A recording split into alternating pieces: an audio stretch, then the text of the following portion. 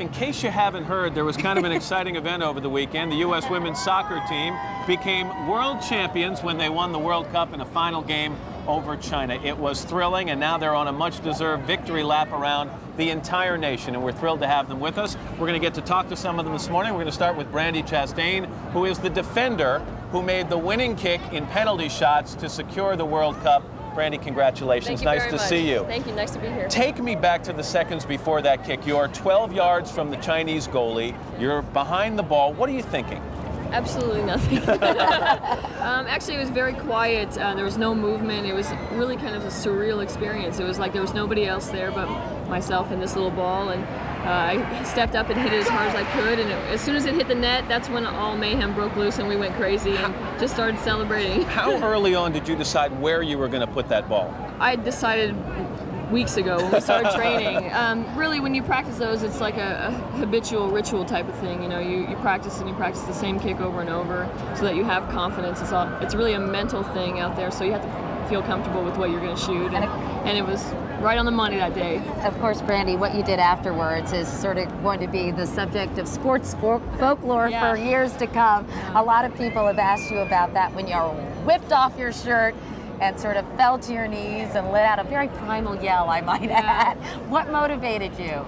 I think just being, just letting things go, just being kind of free, and we had a lot of weight on our shoulders for this tournament to be successful, and winning the cup was just very emotional, and it was just kind of a chance to get that burden off our back, and I just kind of let go and went insane. So what happens now? I mean, how do you take this one victory and make it something much more, or is it already? Well, we're standing here with you this morning, so that's really taking it one step further than we have ever been before, and seeing all these great people out here watching and getting involved in women's soccer is what it's all about. Well, Brandi, again, congratulations. And Katie wants to talk to some people down at the other side. That's right. I've got Brianna Scurry, the goalkeeper here. Hey, Brianna, nice to see you. A lot of people say Brianna. I'm telling you now, it's Brianna. Rhymes with Diana. You must have been thrilled, and of course, you were so instrumental in blocking that shot by the Chinese. You lunged to the left. That was sort of really good. That's what Brianna did. I mean, I know you say you acted on pure instinct, but how did you know? The shot. I just had a feeling on that one. When she came up to the penalty stripe, I just had a feeling that I was going to get that one, and sure enough, I was there and so was the ball, so I made it safe. Well, I mean, do you ever sort of imagine in your mind what it would have happened if you had sort of lunged right instead? I don't want to think about it. You don't like to think about it. No. You know, you're the only starting African-American player on the team, and you spoke very eloquently about that, but you're a role model not only to children, but especially to African-American kids. Does that add a lot of pressure for you, or is that a challenge you welcome, Brianna? It's definitely a challenge that I welcome. I don't feel any pressure about it at all. I mean, the team's been great. I've never had a problem on the team, but I mean, I'd like to try to get more African-American boys and girls involved in soccer, and being at the forefront on this team and a starter and the spotlight right now is definitely going to help me do that. How are you going to do that? Do you want to go out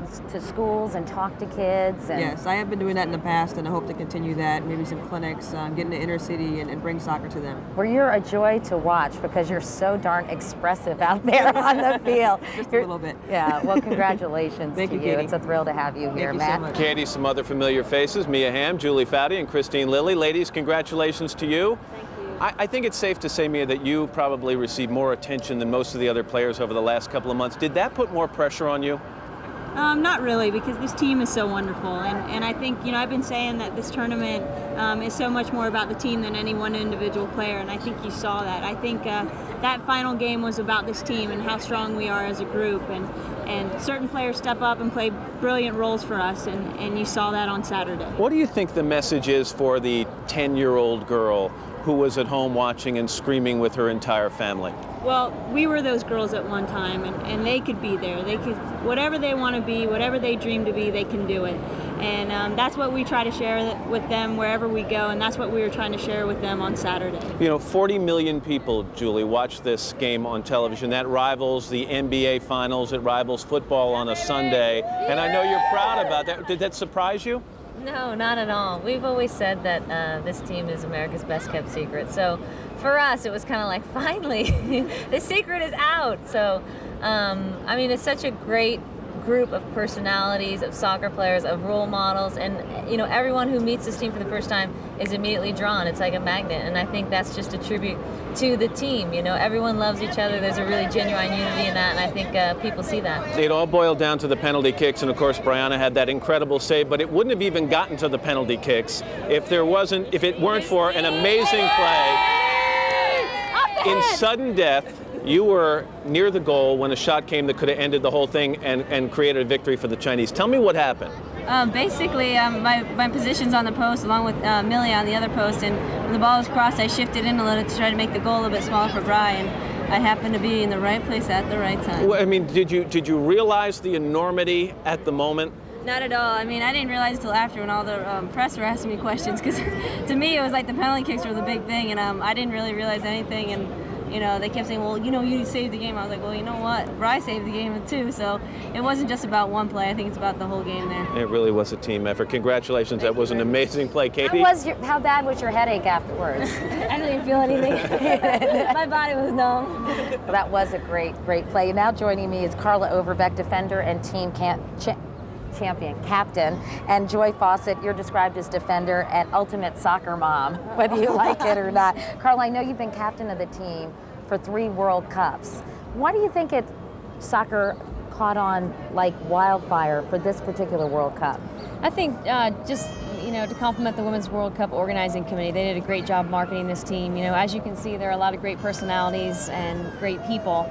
And we just have a good time, and the fans caught on to our team, and it was kind of like a snowball effect. As soon as we started winning, the stadiums were selling out, and to play in front of 90,000 plus people, it was just a dream come true. I have to ask you guys, you have 1 child, you have 2. Joy, how do you do this and raise a family? Sorry, Bug. It must be really hard. It's hard, but we have a lot of great help. We have great husbands, and obviously our teammates help us out quite a bit. As the ultimate soccer mom, does it mean a lot for you, Joy, to see all those young faces in the crowd watching you all and cheering you on? Oh, definitely. It's great to see the little kids out here and in the stands cheering us on, and they're supporting us, and hopefully they'll be in our place one day. Now, how old are your kids? I have a 5-year-old and 2-year-old, both girls. And how old are yours? Jackson will be 2 in August. Wow. So we have some great playtime together. Now, how do you keep the momentum up? I mean, obviously, this has gotten a lot of attention. People are really enthusiastic about it. I'm sure you all are saying it's about time.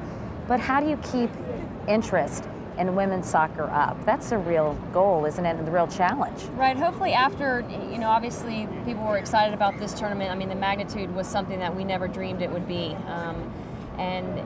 We're hoping that a league will form in a couple of years, maybe 1 year after this, to sort of, carry on this legacy that we have started. Now, I want to mention that Michelle Akers can't be here because she injured herself in the game. Also, bless her heart, she suffers from chronic fatigue syndrome. I mean, how does she do it? I mean, hasn't that been difficult for her? Very difficult. I don't know how she does it. She's a warrior out there, and she gives everything she's got on that field. She'll play till she actually, will pass out and has to be taken off the field. And it's a tribute to her. She's a great warrior on the field and inspires all of us. Well, I hope she's watching, or maybe watching a little bit later on. Y'all give Michelle a cheer because she couldn't be with you all. And we're back with a couple members of the U.S. women's soccer team. I just had to ask you all this question because I'm sort of conflicted about it, and I know you all are too, Brandy and Julie. But I know, Brandy, for example, you posed. It was a beautiful photograph. I mean, you have an incredible body, may I say that, on national television. But, I'm wondering about some of the mixed signals that little girls might be getting. I asked somebody earlier this morning, sex sells, so in order to sell soccer, do you have to sell sex? But what about the whole concept of booters with hooters, and so not soccer moms, soccer mamas, and kind of making you all appealing on that level? Do you feel completely comfortable with that, or should you tell me to lighten up? No, I think people take it how they want. Really, when I did the photo for Gear, my message was that women can be athletic and strong and powerful and feel confident about themselves, that they don't have to hide behind anything to be strong, and So the message was not of selling soccer with sex. It was being confident in yourself and feeling good about who you are, and that was really the message. Is that how you feel, Julie? I know you were in Well, I Sports think Illustrated in a bikini running with your husband, which is a completely innocent photo, but I'm sure some hardcore feminists are going to say, wait a second, what's going on here? Well, I think with David Letterman's whole Babe City soccer mama thing, that obviously got the ball rolling, and then it kind of snowballed. But I think it was sad that was the topic of debate. It's like, come on, aren't we past this? Every question was like, oh, is it just because you're attractive? And to say, yeah, 70,000 people are in the stands saying, Brandi Chastain's hot. That's why I'm here at this game. I don't think it's the reason they're there. So I think it's blown out of proportion. I think the real reason is they see this as a team that's successful, that wins, that loves each other, and I think that's the most nice important people thing. and incredible athletes. Yeah, I think it was blown out of proportion. Okay, all right. Well, I wanted to get your impressions of that, so thank you very much. You're Let me go welcome. to some of these little girls who I'm sure love soccer. What's your name? Christian Cooksey. Did you watch the World Cup? Yeah. Yeah. Did you have fun watching it? Are you a soccer player yourself? I played at school. Yeah. Would you like to continue playing soccer? Yeah. How about all you other girls? Are you all soccer players? Yeah. What do you think of this U.S. women's soccer team winning the World Cup and being such a fine group of athletes? It was great, and I hope we can do it again next year. Yeah. Well, in the next 4 years. Yeah. That's a lot of pressure. Well, they'll be competing at the Olympics in Sydney. Your whole team is going to stay together and go to Sydney, right? Is that right? Yeah. Now, if you had to give some advice, you all, to young girls who want to grow up and be just like you, what would you say to them? I mean, anything, Mia, in particular, you'd like to tell these little girls and girls watching at home? Well, I think we play because we love it, and to go out there and have fun, and to do it because you want to do it, not because other people want you to do it. And that's why we do it. Every single day we wake up and we're motivated to be better because we love to play. You've been playing since you were 5 years old.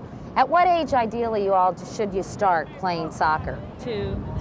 Whenever you feel 6 months, when you start crawling.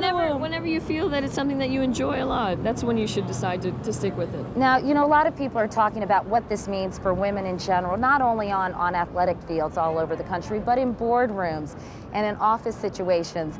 Do you think that people are making too much of this, or do you think it's okay to talk about what kind of impact your all's success could have on little girls in every walk of life?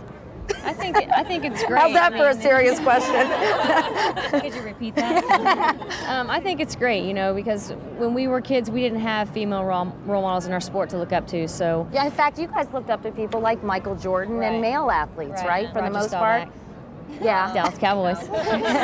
Knew you'd get that in. Yeah. So I think it's very important, and I think we have a great thing on this team, and these young girls can aspire to be like us and to be a part of a national team. Now tell me what's ahead for you all. I'm going to talk to you because no one's talked to you yet. What are you all going to do now, other than go to Disney World? We're going to, I think we all have a vacation plan coming up. We've been up for the past 24 hours. We didn't get any sleep, but we're happy to be here. But your next big game is what, when?